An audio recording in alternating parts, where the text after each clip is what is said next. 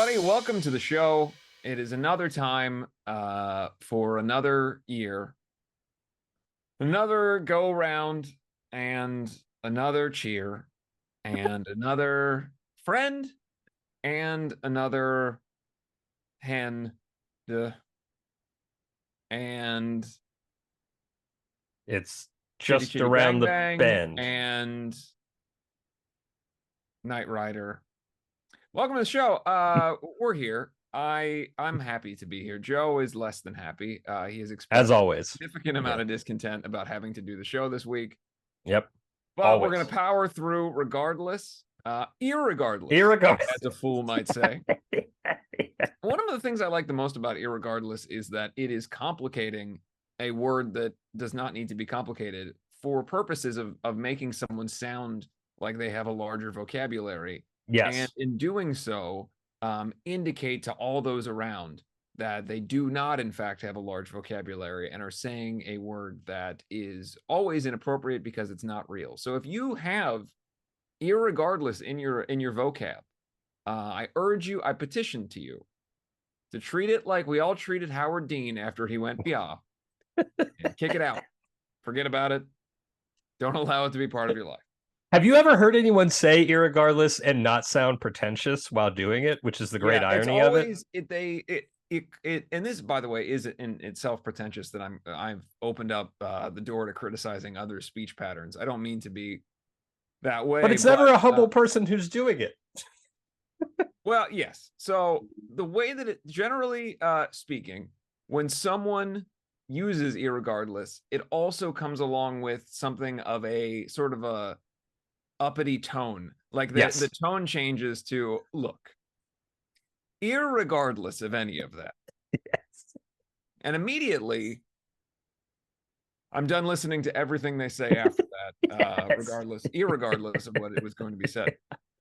Yeah, I've never heard just a normal, just like, look, there's a lot going on, but irregardless, I just felt like I had to do it. Like, it's never that. Yeah, it's but always... if you did, here's my problem is if someone was really opening up to me and they were being like, life's been really hard recently, and I've been dealt a difficult hand, and with all of the recent death and suffering, it's hard to see the light.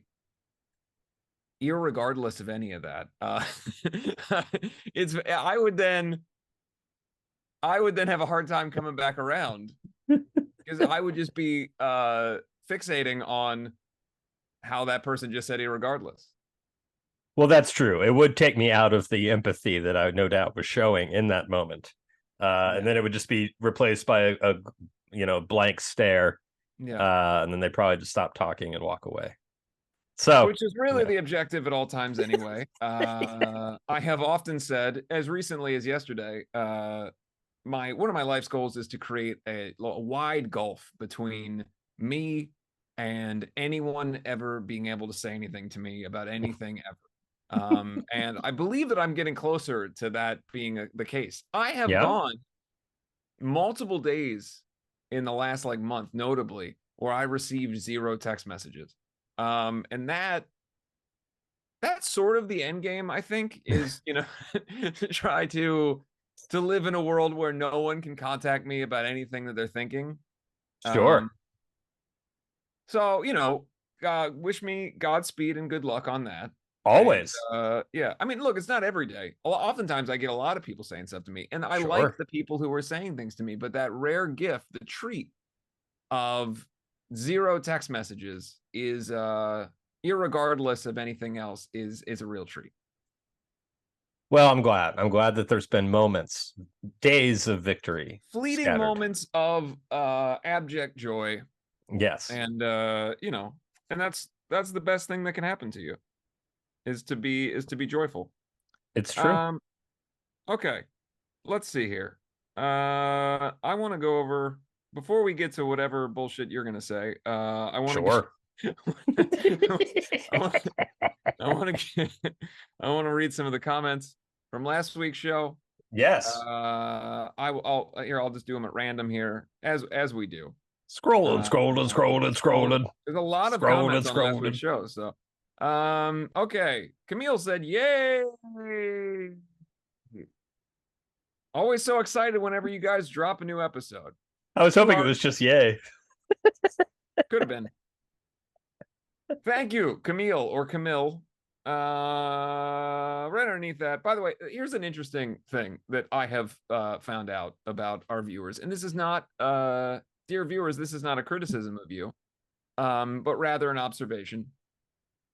A lot of people make their comments really just about the first 3 minutes of the episode. Whatever True. we say, sort of and that leads me to believe that the later you get in the episode, the fewer people are watching. So I think what I'll start doing is to try to put some Easter eggs later in the episode. I was, by the way, very surprised at how few people mentioned or gave a shit about me playing a never before heard Blackveil demo in the episode. Just basically no reaction to that at all. Like, I think there was like one comment. Everyone was just talking about what size they watched us on. There's no real, that's mainly the comments. Like, we'll go through it, but most people are just like Amy Langley just said on TV. That's the whole comment. Well, again, it's not a criticism, Amy. Janet Gore said, I watch on my TV, normally in my Batman PJs. Saya said it's 50, or Saya said it's 50-50 for me, half full screen when I watch and half tiny when I can only listen. Yeah, that makes sense. Tabitha Lama said, feel better soon, full screen all the way. Just a lot of screen size stuff. Yeah. Natalie Taylor said, I watch you on my TV. Congrats, you are now TV stars. Thank you for that, Natalie. Yeah, definitely. See, I think comments. A lot of it. No, go ahead. I think whoever is getting those first couple comments, there's a great responsibility because people are just going to follow the trend of those first couple comments. With great comments comes great responsibility. Yes. But look, guys, irregardless of any of that, I really appreciate all of the well wishes people had for me. I am doing significantly better.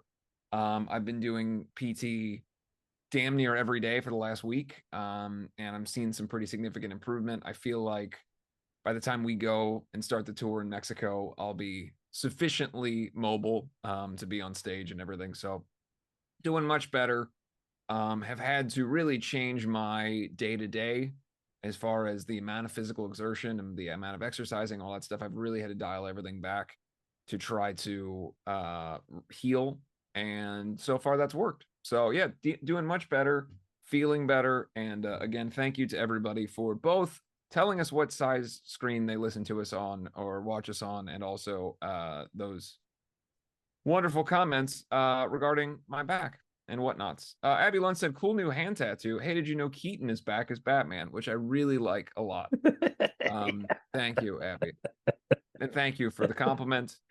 A lot of people talking about my injury, but a fair number of people talking about the plane story, which I thought was cool because this is a little inside baseball, as the expression goes. When we finished filming the episode last week, Joe, before we hung up, said in a very sort of menacing tone, no one's going to give a fuck about your dumb plane story. And then he just hung up. Then he hit the stop button on the Zoom session. Yeah. So it was nice to see that people did not agree with Joe. Prove me wrong. He said nobody's going to fuck. It's really, yeah. So true. It's always nice. It's always nice when people care about travel nightmares. I think that a fair number of people were made upset by the Sun Chips lady, which is also fair because it is upsetting. It's very upsetting. It is. Now, what I want to do now, Joe, is reiterate that I just said a thing about someone eating something. Yes. And I would like that to serve as a segue into whatever you're going to say. Well, that was a natural segue. Sure. And I've been on a run lately of choosing the wrong thing at restaurants and knowing it as before the waiter has even left. Okay. Which I feel as though famously our grandfather did quite often. Memorably, he ordered the meatloaf from Denny's and was shocked and appalled that it was not very good. I Yeah, remember well, eating out with him. it's always hard with the meatloaf from Denny's. When you said that about ordering at restaurants and whatnot, um, it has come to my attention in my mind that I have, since moving to Tampa, have gone to exactly one restaurant. There's not really a lot of restaurant options here for a non-carnist. Sure. So really, I've only had food at one place, and I know exactly what I'm ordering every time. So I'm about to go on tour for a very long time. There's a likelihood that maybe on days off I may go to an American family style eatery. Yes. An Apple Jacks or a Peoplebees or whatever. And if I do that, I will then be opened up to options. So, but limited options. That's the other thing about my dietary restrictions. Right. Are not medical, but created by me and created mostly around the age of 3 and held on too strong through all of my life, right up till now, age 32. My choices are limited on a menu. So, Joe, you as someone who you open up a menu and it's bountiful to you that you can get. I can get anything. You look at that shit and you go, I can eat any of this shit. You don't go, how many of these things have lettuce touching it? Like that, you know what I mean? Like you don't, that's not something that you're going through. I'm thinking, no. How can I extract things I don't want from ever touching these things? Right. Which is not a common thing, especially at like a Peoplebees or whatever. Those things, they're mostly frozen. They come all as one package. So, all right. So you're at, what kind of restaurant are you at in this tale that you're telling? Our favorite restaurant, which made it even worse. That we're regulars. McDonald's. Yeah. We know all the staff. Yeah. It's you order the filet of fish quarter pounder, which is a quarter pounder with a filet of fish on top. It's a filet of fish on top and bottom. They replaced the bun with the filet of fish. Land and sea. Yeah. That's the McDonald's surf and turf. The land and sea is for more of the McDonald's crowd. Yeah. No, it's our favorite restaurant that we walk to regularly. I've had like everything on the menu. They had when I was on my walkabout, because I follow them on Instagram, and they had a special that was basically talking about sticking with what we liked when we were small children. It was essentially a grilled cheese on sourdough with chopped brisket, and it sounded delicious. I mean, look, even though, by the way, I'm loving using the term carnist, even though I'm not a carnist, in my meat eating days, which were about 10 weeks in 2014, I really would have been into that. Right. And so since I've been back, all the specials have been seafood related, which Karina and I have no interest in or patience for. Anger. So our server, Michael, who gave us both a hug when we walked in, as we are regulars, I said, hey, and a smooch. Yeah, there was a kiss on the forehead.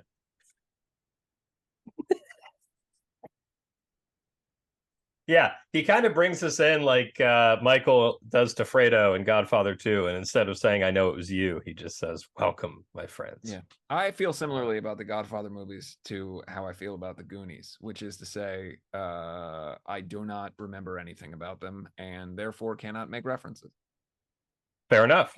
Yeah. Godfather is great, except for the whole sequence where he goes back to Italy and like marries a child, and then the child blows up in a car, and then it's never mentioned again. That sounds terrible. I'm not going to make any arguments about the quality of these films. Goonies, I will make the argument only that it did not leave an impression on me. Godfather 1 and 2, I'm not even sure if I've ever seen, or if just through osmosis of being alive, I believe that I've seen it because I have no actual memories. It might just be an I Love the 70s like clip package that I have in my head. That's how you've seen the movie. Yeah. I honestly think that may be the way that I have seen Godfather. 2007, Hal Sparks and Bill Burr talking about Godfather. Yes. Paul F. Tompkins. Yeah.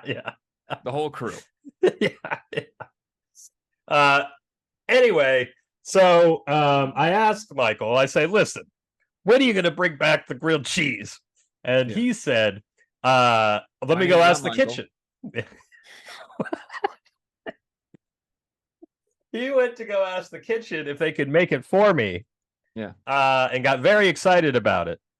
And He then, got excited about it? yes, yes, that they could make it for me. Yeah. Because they had the things. Because Karina had taken a screenshot to send it to me when I was on my walkabout. So then when I actually zoomed in and looked at what else was in there, I became less excited. But he had already ran back and forth 3 times to get a picture of it, to do the whole thing. What else could be in there that you were upset about? There were some pickles. Which Already not a ruined. fan of that. Can't Not a fan of even the pickles. really. So here's a little thing. If I have a jar of pickles in my hands, I then wash my hands immediately. The smell It's awful. is not for me. No, nor I. Yeah. It's also Thousand Island dressing. Is that what it's called? Am I missing a word? Thousand. No, Is it just Thousand Island? Yeah. So basically, they've ruined this. Yes. It took a perfectly good concept and ruined it for no reason. Okay. Now, I didn't realize that until he had already placed the order, and I thought, well, I cannot. They're already doing a special order for me. Yeah. They're doing all this stuff, Michael. And so I was disappointed instantly. It showed up. They didn't have the ingredients. There was no sour. It was basically they just took a burger patty and ripped it up into pieces. There was no Thousand Island on there. There was a bunch of Thousand Island. 45 lettuce, pickles. It was not on the sourdough. Yeah. It was a deconstructed hamburger, basically. Yeah, it was just a mangled burger. Yeah. That I was paying more for. And I didn't like it. And I couldn't say anything about it. And then... Did you send it back? Are you one of those? Oh, I thought about it. But I was like, I can't. He was so excited. He said he could do something for me. And I just couldn't do it. So Michael sounds really passionate about his gig. He is. Yeah. Yeah. He's very passionate about it. And about his life. Sure. So I could go into all sorts of things about his life. But I'll spare you. Yeah, no, I don't know that we need that. I don't think we do. Yeah, I really don't. And then afterwards, I've never gone to Cold Stone Creamery, and there's one right across the street. You've never been, so you don't. Did you? What is the way in which they sing to you? I can't remember. Is it a tip? There was no song. Okay. Wow. Yeah. So you got sort of screwed on the Cold Stone experience. Part of the whole thing is that against your will, they will sing songs at you. And against their will, too. Everyone's upset. No one's happy about it. Yeah. They're not thrilled. Maybe there's a Michael. I saw someone who was very excited about it. Because as a teenager with absolutely nothing to do in Cincinnati, we would go to Newport on the Levee, which was at the time the only thing that existed. Now, if you go to Cincinnati, it's pretty unrecognizable. There's tons of shit to do down on the river. When I was a kid, it was on the other side of the river, a place where there was an aquarium and a tiny mall and a Barnes and Noble and a Cold Stone Creamery. And I bore witness to a significant number of people singing. I have to Google this because I want to know, when will people sing at you at Cold Stone? Yeah. Did I not order the right item? I need to see this. Yeah. The corporation requires you sing, especially during inspections. I find that the singing freaks most customers out. We also tell jokes. Wait, during inspection, like when the city inspector comes, they have to sing. Singing is also a part of the interview process to work at Cold Stone Creamery. However, you can request that they don't sing when tipped. So you can so it's when they get tipped. So you have to get the gig there. You have to, if a customer tips $1, the whole Cold Stone crew will sing an ice cream themed tune like Sprinkle, and then that's the end of the preview. I love that when the city inspector comes looking for rats. Well, there's a significant, yeah. All right, so here we go. Birthday perks. God, that makes me so happy. Anyone can order a kid size. All right. I want to go to this one that's like a complaining article from a former employee. Oh, Okay, here we go. laying bare the truth. This question is, do you have to sing if you work there? This was posted February 19th, 2017.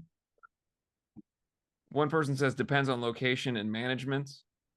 We are not required to sing, but the songs are out for us if we want to.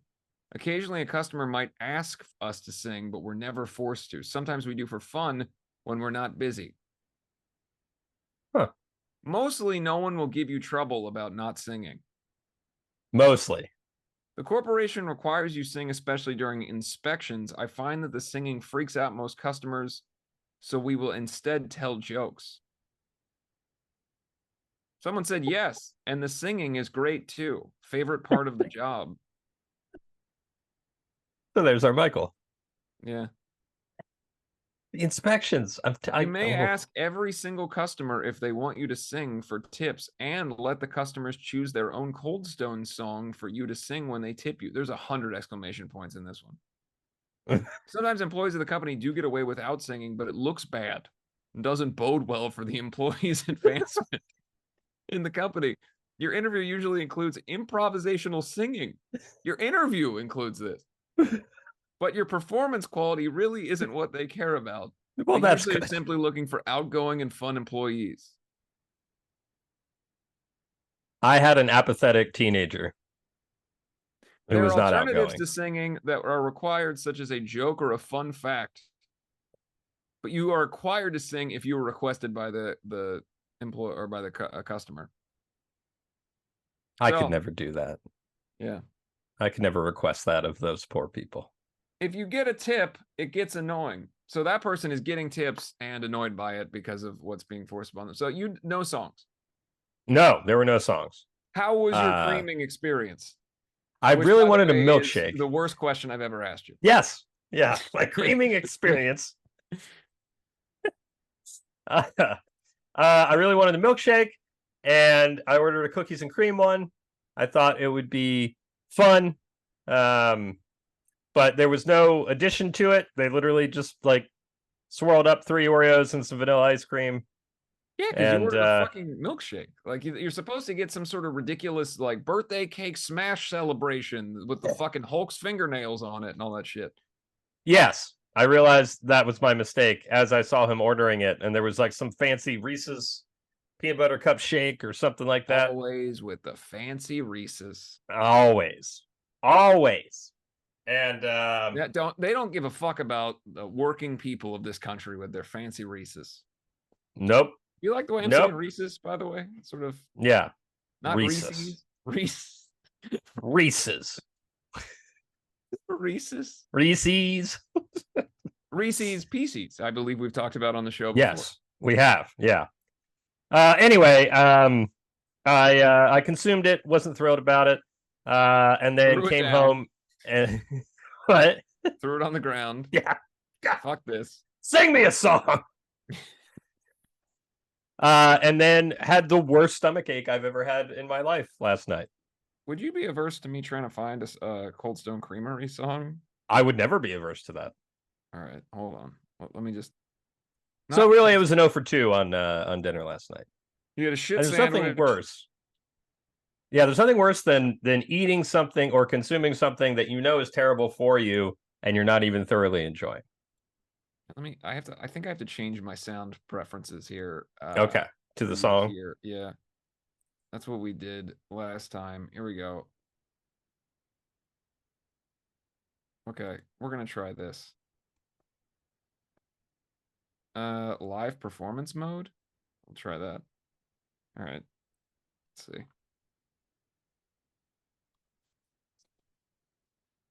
This is Dr. Drew commercial. Here we go. I don't know if this is going to be anything. Favorite things. Cake batter, ice cream, and sprinkles as mix-in. Smoothies and milkshakes and cakes with the fixins. Singing you songs for the joy that it brings. Cold Stone has all of your favorite things. I like that they say fixins. When you come to Cold Stone looking for a treat, you know you're gonna find something cold and sweet. We've got mix-ins galore at every store, and when you're done, you'll be begging for more, singing, we are Cold Stone who? Creamery. This is presented in such an Supercalifragilisticexpialidocious. ominous It is. Yes. Just silence. Put it in a full sweet cream coffee chocolate. Give me lots of caramel. Choose some fruit and fudge and nuts. I'd like it in a dip cone. Smush it, fold it, chop it, serve it. Gotta go to Cold Stone. Hum to Lily, hum to lie. My girl. I've got ice cream on a cloudy day. When it's cold outside, I've got sorbet. I guess you'd say, what can make me feel this way? Cold Stone, Cold Stone, Cold Stone, talking about Cold Stone, Cold Stone. Ooh. Cold Stone's the bomb. It's got Stacy's mom. on. It's all I want, and I've waited for so long. Oh, baby, can't you see this ice cream's just for me? No. Can't be wrong. Okay. So tip. The ice cream does not, by the way, this is 9 minutes long. So I Oh, clearly dear God. they have to learn 9 minutes worth of 30-second songs. So what is that catalog? Yeah, it seems like well, not even 30-second songs. We went through like 5 in like a minute and a half. So yeah, they are like just walking jukeboxes. They have to know like 60 songs, 60 jingles. Yeah, it's not ideal. All right. Well, I haven't done an Andy's Toy Corner in a significant amount of time. Sure. So I'll do it this week. I picked this old Keaton Boy Summer friend up last week. Oh, This is a Mego style figure from 1989. now is that the one that has the belt that retracts? No, this is the large version of that figure. This was only made and available in Australia and in Europe. And I found this at a local comic book store here in like perfect, unbelievably perfect condition for a pretty cheap price, all things considered. So I was very excited about that one. But that's the new edition. And the corner of the box is slightly bent because this is when my parents were here. My dad and I went to the comic book store together, and I showed my mom this figure with excitement, and she held it as if she was trying to crush it in her hands. And so it was in pristine condition for 30 plus years. Collector, and I said, please stop doing that, and she did, and we're good now. You know, sometimes a couple hours family there. stuff can be hard, but you know, we got through it together. And well, I'm glad. Yeah, I'm glad. That is impressive. It survived multiple journeys across the ocean, decades. Right up until Amy Biersack held it in her hands and made it 40 years right up until that moment. Well, I'm glad you've been able to work through it. And this shirt that I'm wearing is my mom's shirt from the Born in the USA tour. Well, that's cool. To me. Yeah. Well, then I guess all is forgiven, right? Yes. And evens out. It's too tight for me, but I wanted to wear it anyway, and I'm stretching it out. It sort of feels like wearing baby's clothes, I'd imagine. Sure. What you can't see is that it just cuts off right below your armpit. Yeah. It's just right to here, just below the Well, it looks great. Thank you. I have a question for you, Joe. Yeah. You are not someone who has one specific sort of color aesthetic with your clothing. No. Whereas with the exception of today's shirt, primarily, I am wearing black clothes. Yes. There is a phenomenon that those of us who wear predominantly one color experience, and I'd imagine that it's probably specifically to black clothes, because I've never seen it happen with anything else. Mm-hmm. But it's not uncommon for someone to say, and I quote, "So, black your favorite color?" And you know, why don't you shut the fuck up? Really, is what I want to say. But instead Do I they go, say it in a "Ha!" condescending Yeah, I go, way too? "Ha!" And the question I have is, have you ever looked at someone wearing a blue t-shirt and like a different shade of blue shorts or something, and you were like, I need to say something about this right now. Like, this person needs to know that I noticed right now. No, I never feel the need to say anything to anyone, and particularly about what they're wearing. Yeah. Uh, I've never been overcome with the you need to know about how I feel about this. no, no. There's even been times where I've been walking around and somebody was wearing like we're driving or something, and Karina will notice like somebody's wearing a Bengals hat, or like at Disneyland, that'll happen sometimes. Sure. It's Yeah. like, oh, look, that guy's wearing a Bengals, She whatever. screams at them and you hide. Yeah. And then I hide. Yes, She exactly. goes, hey, you piece of shit, look over here. Exactly. You hide. I do. Yes, I do. But she said, oh, are you going to say anything? No. If it's in the season, perhaps I'll give a hooday, But I was other than asked by that, somebody who saw one of my Bengals tattoos at physical therapy and said, do you like the Bengals? oh my, And I thought, my. now the cluster that they looked in, I have both a helmet and the logo. So it's not as if it's like, you know what I mean? Like, the odds that I'm not a fan of this specific thing, and if you know what those things represent, boy, is this an odd tattoo choice for me. To have Yes. two. If you feel the need to say something, then just make it a statement. Yes. Bengals fan, huh? Yeah. Or go Bengals. Yeah. Nothing would be preferred, of course. That's but don't make it a question. Nothing is always my favorite. And if it's your favorite, let us know, irregardless of anything else we've said in this episode. See, Yes. We've made it like a half hour in, and I'm putting a question here to see if anyone has made it to this point in the show. Right. To answer this question. I imagine Yes. most of the comments will be about the first 5 minutes, which I can't remember what we talked about then. But that's okay. We'll never know. It's lost to time. There's no way to find out. The Wheel of Time is a show that on Amazon Prime. Oh, is it? How is it? We watched a couple episodes of the first season and then stopped. Well, I have been plowing through Yellowstone. The version of that sentence where you just said, I've been plowing, was my favorite version. Well, I've been plowing. I've been out on these streets. I have snot that came out of my nose after that one. Oh, wow. All right, so you've been plowing Kevin Costner. All day and night. All day and night. Can't stop. Kevin Costner, then I moved on to Harrison Ford in 1923. Oh, and that's the prequel. I've never watched any of them, but so 1923 is a prequel to Yellowstone? Yes. So it follows the family. Now, the first prequel was 1883. I haven't watched that one yet. And then 1923 was a sequel to the prequel, 1883. Okay. Yes. And then 1983. Yes. Yeah. I'm hoping they do an 80s version too. 1993. Yeah. 2003. Yeah. Oh, yeah. I guess it would be the threes. Yeah, that's true. Yeah. Yeah. I just, Yellowstone's quite good. It's a good time. Well, it's actually not a great time. It's kind of a soap opera that takes place on a farm.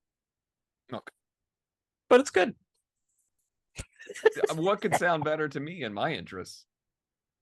I love cowboy hats and the American West. Yeah.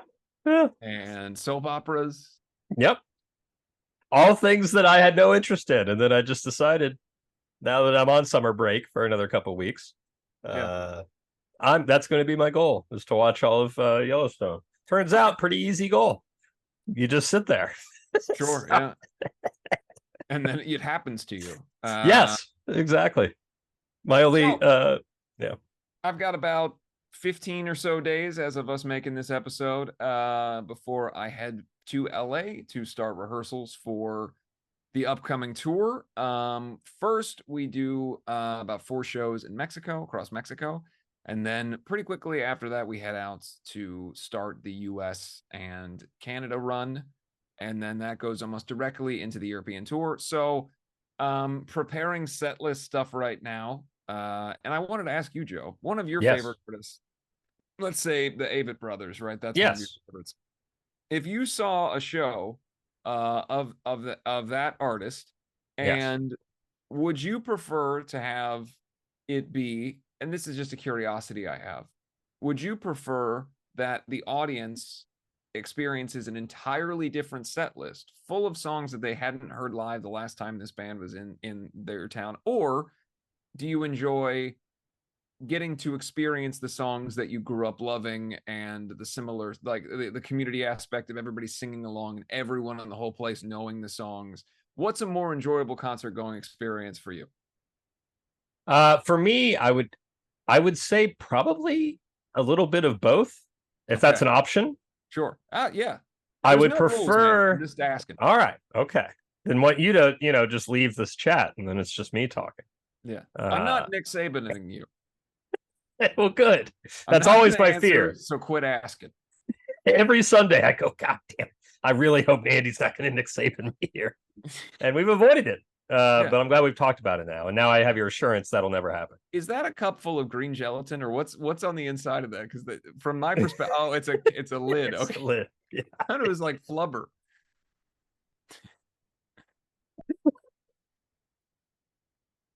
Yep. Just drinking some flubber. Yeah. And it's pretty good. Pretty good. Okay. But yeah, I think a combination. It's nice to hear songs, especially when you've been with a band for a really long time. It's gratifying to hear songs from like the first album or something that you don't hear regularly. Yeah. And then there is something, the community feel of knowing everybody else knows the words too to some of the other songs. But yeah, I definitely think like a few curveballs that I'm like, oh, I wasn't expecting them to play that. Yeah. Is a lot of fun. Yeah. Okay. I'm curious. Yeah. It's interesting for me because the last time I experienced a concert as a fan, it's pretty few and far between for me, and it's almost always at festivals. And if I am lucky enough to be able to make my way into the crowd in any capacity, I am not experiencing that band with only fans of that band in attendance. So Right. like when I watched Alkaline Trio at When We Were Young, no one in the whole crowd knew anything but the first and last song that I was around, but the first and last song of the set. You know what I mean? And that was, I guess I didn't really care because I was experiencing it, but I did enjoy the communal aspect of people singing along and everything to the songs that they knew. Right. But it was as if the middle part of the set there was no familiarity at all, and then when it came to like they played Radio at the end and everybody was singing along to that. Right. Yeah. I'm just curious. Yeah, I think maybe like two songs that are maybe I wasn't expecting to hear, and then every third song is one that more people know. Something like that might be fun. Speaking of music, I'm reading a book right now that's very interesting. Anybody who's around my age, I believe would be interested in this. Especially if you were interested in like punk rock music and what ultimately became what was referred to as like emo, and the kind of first wave of modern emo. The bands like that I was growing up with, the bands that kind of came in that next generation after that. Some of them, there's some crossover in the book, like Jimmy Eat World, but by and large, these are the bands that came after the wave of like AFI and Alkaline Trio and all that.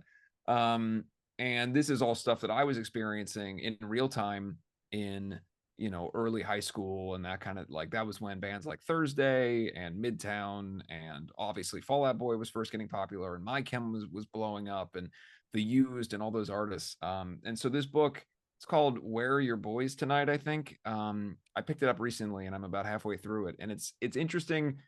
Even though I'm not, I'm aware of all these bands, I think it's even more interesting for me to learn about the story of all these artists. There's, people that I know who were interviewed in the book and everything else, but most of these bands, I don't have an intricate knowledge of their catalog. Like, while I have the utmost respect for all of these bands and the success, especially the ones that have continued on and have meant so much to the scene, and many of whom I've met or worked with, being that at that age, I was listening to predominantly punk rock bands and not really this burgeoning new version of punk rock that was coming out, with the exception of a few. There are a few bands that I really love that are talked about a lot in here. but it's interesting to learn about the historical significance of things that were happening in real time while we were in our formative years.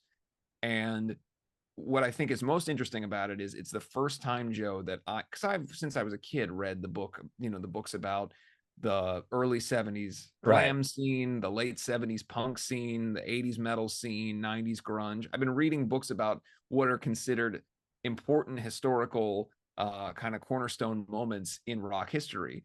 And this is the first time I've ever read a book that's written from that same perspective of this is a historically significant time, but it's in my lifetime. It's during Right. my 5 years. It is a little odd to experience that, and I guess it doesn't make you feel old necessarily. It's the first time that I've read something that is talking about things that I went through, whether it was the birth of MySpace or all these bands coming up in the generation before the kind of Black Veil, the generation of bands that Black Veil was involved in. So if you're around our age, kind of, I think you would especially enjoy this. And then obviously anybody who's a fan of that type of music would enjoy this. But there's some really interesting stuff about how social media developed, how important kids like myself were to how ubiquitous social media is today. Like the argument is sort of made in this book a little bit that, where went the alternative kids, so went all of social media, because we were utilizing social media even more than the bands were, because at the time the bands Right. looked at it primarily as websites. They weren't as Right. active on it.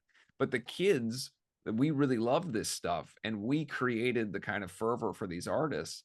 And it was primarily the kids who were on MySpace all day long that pushed the idea of how valuable social media is to artists, to brands. And it really gets into like how much money was being thrown around at this time because of this new thing, and bands taking advantage of that, which was pretty much all but gone by the time Black Veil came into popularity, because it was such a quick rush, because this is really the only time in history where artists were benefiting from conventional traditional media. MTV was still showing rock music videos on TRL. Right. There was still print media that was huge. There was still, a lot of opportunities for alternative or punk bands at radio. And now they had this new thing of social media that was happening with MySpace and Facebook and then early Twitter. And that never happened again. Really all that stuff by the time Black Veil had made our first record where we would have had any visibility, MTV was long gone from that being an opportunity for a band like ours. So it's a very interesting thing to read, and one that I'm, like I said, I'm about halfway through the book, and I find it really interesting. The other thing is, there is, and I wonder if the book will get into this, and I've talked about this before, but one of the things that I find fascinating about particularly the era that Black Veil was sort of involved in, the one after this, whether that's Pierce the Veil, Bring Me the Horizon, all the bands that we were kind of came up around the same time as, there was such, and I hope that this isn't still the case. I'm so not connected when it comes to things on social media anymore. I don't necessarily know what the temperature is socially, but to a large degree, and maybe even, I do experience this in the capacity that we've toured with artists who their audience looked down on us. And, certainly a factor of that was the sort of inherent misogyny that exists within this, where these are artists that early in the career, especially, were predominantly supported by young people who identified as female, who were excited about the artists and the bands and really pushed them forward.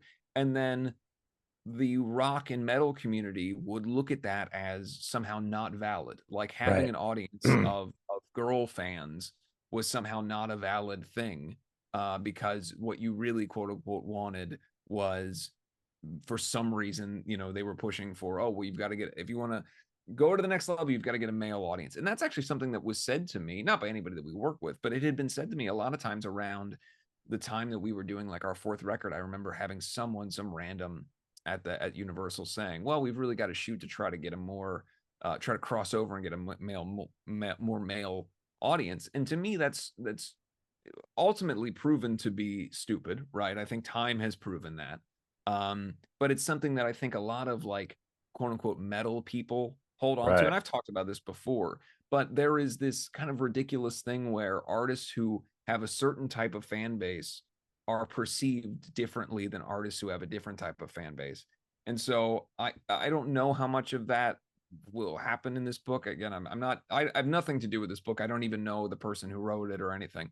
But I'm curious if it'll get into that, because this was kind of the beginning of that. When you look at bands like My Chem and Fall Out Boy and the bands that really succeeded from that era. Not to say it was the beginning of that being a thing, but it was certainly the beginning of bands or fans being able to activate the success of bands by virtue of how fervent they were online with support and utilizing this new media. So yeah, if you're interested to have a book to read that isn't mine, because on a topic that's pretty interesting, we all only have one book, and it's my book. Right. Yep, one graphic novel and one book. Yeah. well, I suppose you have two books. You have, yes. Well, maybe three. Oh, and actually, I want to address this right now because this is something I've never been able to talk about, and there's still stuff I can't really say about it because we're dealing with it. But if you're someone who pre-ordered the comic books for the Phantom Tomorrow, without being able to talk about it too much, just know that the way in which the customers have been treated, the way in which you did not receive the product that you ordered, the methodology in which they have communicated to the people who have purchased things, and the lack of the products that were pre-ordered ever existing or being sent is something that is heartbreaking to me. It's a tremendously difficult thing to try to deal with behind the scenes. We do not have, unfortunately, any control over those products and the way that they are shipped or where they're coming from. This was a deal that was made with a separate company that made a lot of promises that they are not fulfilling. Not the least of which is the idea that there was going to be this action figure of the Blackbird that, for me, was a dream. I mean, you've seen this room. To have an action figure made of something that I drew and created was, I mean, I can't even tell you how much I was looking forward to this. So the fact that that's never happened, that I don't even know if people who have pre-ordered have ever received their money back. We are pushing to try to do what we can. Suffice it to say, we will not be working with that company again. I don't even know what their current situation is, but I don't want to. These things can be tough legally. I don't mean to say that company even had any malice. I don't know. But the way in which this has been handled is not what I find to be satisfactory, and therefore we will not continue to work with them. But I just want to put that out there because I know people ask about it, and there's really not much that we can say publicly. But I wanted, because any of this stuff, it becomes difficult, right? If you were in a situation where behind the scenes you're trying to get something done and you're dealing with some struggle and pushback, it can be hard to communicate that. So I just wanted to make sure everybody is aware that I'm not passing responsibility, because it's our responsibility as the band that you're a fan of to partner with and facilitate things that will ultimately benefit you when you purchase them, that we are getting what you have asked for. But I find myself personally at a difficult place because I can't get things done through this company, just in my experience, the way that I'd like them to be. So I just wanted to throw that out there because I know a lot of people have asked about it. Well, hopefully it can be resolved eventually. Hopefully, yeah. I mean, and the reality is, I'm not done making comic books. I'm not done with characters. But I can promise you that the next time we do something like this, the methodology in which we're going to be doing it and the deal that we'll be doing will be very different, and we'll have a lot more say in what is done. For me, one of the most difficult parts of it was, some of the creative was sort of taken and run with in ways that I was not familiar with or made aware of for some of the stuff that they wanted to do that ultimately didn't happen. But when you make something, you create something. For me, that whole world of the Phantom Tomorrow is something that is so precious and important to me. So I just wanted to make sure that everything that came out around it was really cool and something that me as a comic book fan and a collector would have wanted to have. And I think they did a tremendous job with the issues that were released. It's just a consistency issue. And, I don't know what the problem is in terms of stocking the stuff, but that's the most I can say on it right now. All right. Well, there you have it. There you have it, Joe.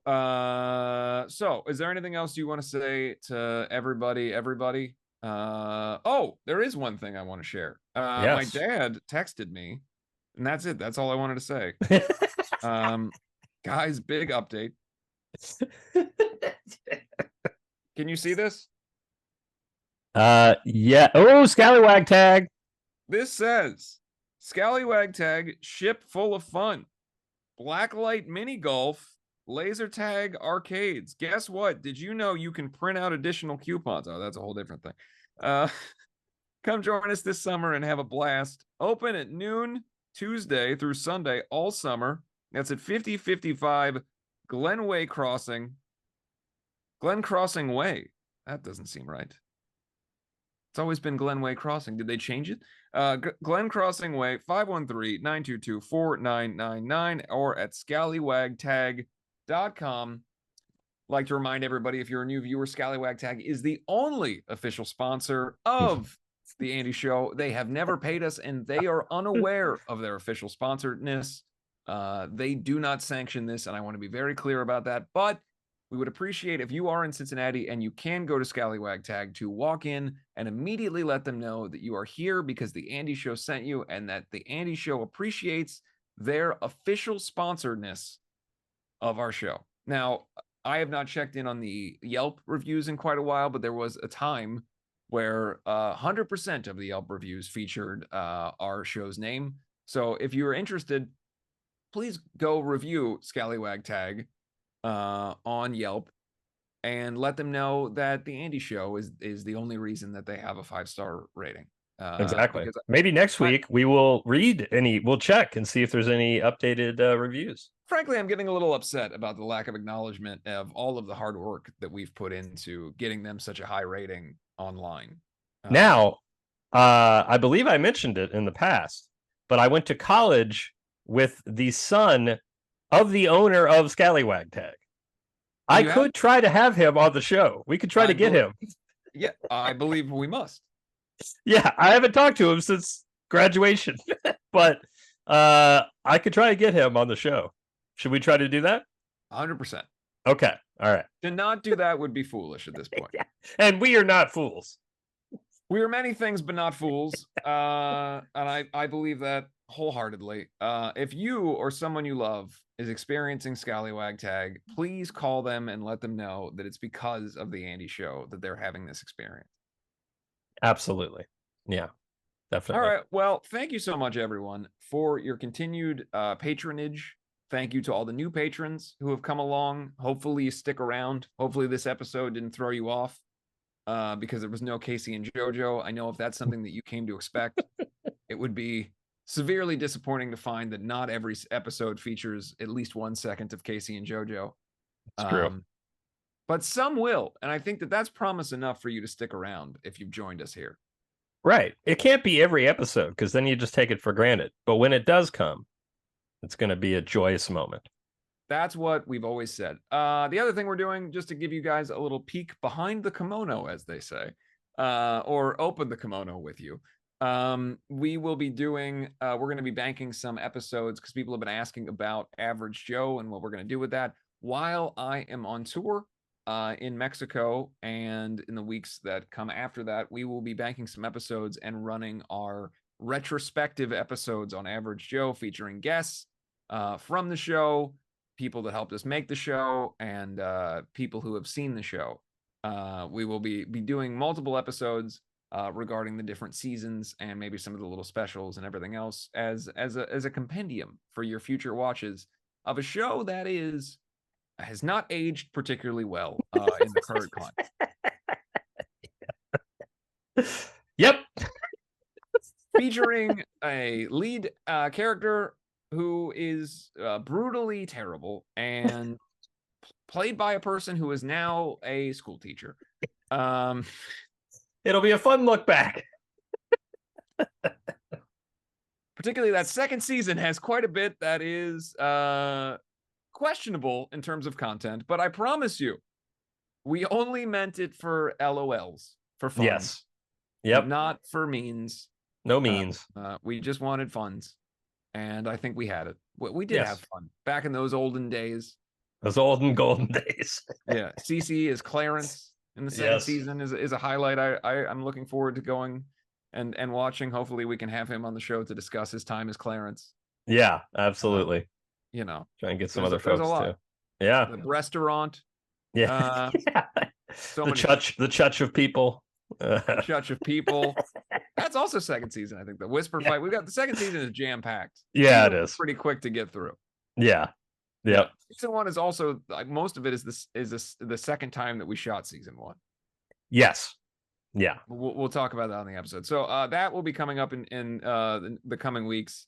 Should have another 1 or 2 real time start the clock real time episodes with us here, and then we'll switch to those while I'm gone, and then we'll get back to Andy touring on the iPad doing Andy show mode. Yep. A lot happening. It all happened. Watch while it happens. What is the show? Watch as it happens. Is that a program? I'm unfamiliar. It's like the Lego sequel of Sex and the City. Oh yeah. Yeah. Watch it all happen or something. It's all happening. It's all happening. As Kim Penny Lane Cattrall said. would have said if she were on the show, which I believe she's not. It's all happening. Goodbye, everybody. See you next week. Bye.